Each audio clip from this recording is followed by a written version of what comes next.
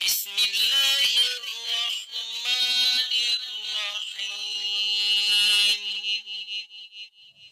الرحیم۔ جی سوال ہے کہ قبلہ کا اگر نہ پتہ ہو تو کیا کیا جائے؟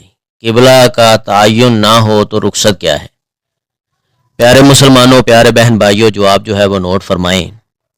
تمام مسلمانوں کا قبلہ بیت اللہ ہے، اسی کی سمت نماز پڑھنے کا حکم ہے۔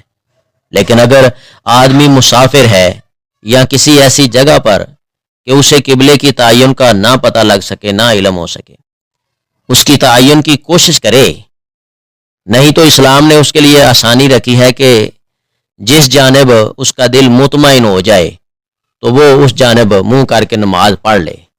حضرت عامر بن ربیعہ رضی اللہ تعالی عنہ بیان کرتے ہیں کہ ہم نبی کریم صلی اللہ علیہ وآلہ وسلم کے ساتھ سفر میں تھے۔ اندھیری رات کی وجہ سے ہمیں قبلہ کی سمت معلوم نہ ہو سکی۔ ہر شخص نے اپنے ذہن کے مطابق نماز ادا کر لی۔ صبح جب نبی الرحمہ حضرت محمد کریم صلی اللہ علیہ وآلہ وسلم کے سامنے یہ بات پیش کی گئی، رکھی گئی، تو یہ آیت نازل ہوئی، فَأَيْنَمَا تُوَلُّوا فَثَمَّ وَجْهُ اللَّهِ، یہ سورہ بقرہ ہے۔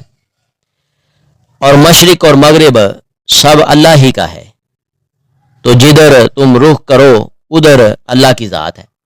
یہ جو حضرت عامر بن ربیعہ والی روایت ہے، سنن ترمذی کے اندر موجود ہے اور یہ روایت حسن ہے۔ خلاصہ جو ہے وہ پھر ایک مرتبہ نوٹ فرمائیں بات کو۔ سوال یہ ہے کہ قبلہ کسی وجہ سے اس کا پتہ نہ لگ سکے، معلوم نہ ہو، تو اس کے لیے کیا حکم ہے اسلام میں؟ پیارے بھائیوں، سفر کی وجہ سے یا کسی ایسی جگہ پر جہاں قبلے کا پتہ ہی نہ ہو کہ قبلہ ہے کس طرف، تو اسلام نے آسانی رکھی ہے، جس جانب اس کا دل مطمئن ہو جائے وہ اس طرف اپنا منہ کر کے نماز پڑھ لے، اس کی نماز ہو جائے گی۔ قرآن مجید میں جیسا کہ بیان ہے، فَأَيْنَمَا تُوَلُّوا فَثَمَّ وَجْهُ اللَّهِ، اور مشرق اور مغرب سب اللہ ہی کے ہیں، تو جدھر تم رخ کرو ادھر ہی اللہ کی ذات ہے۔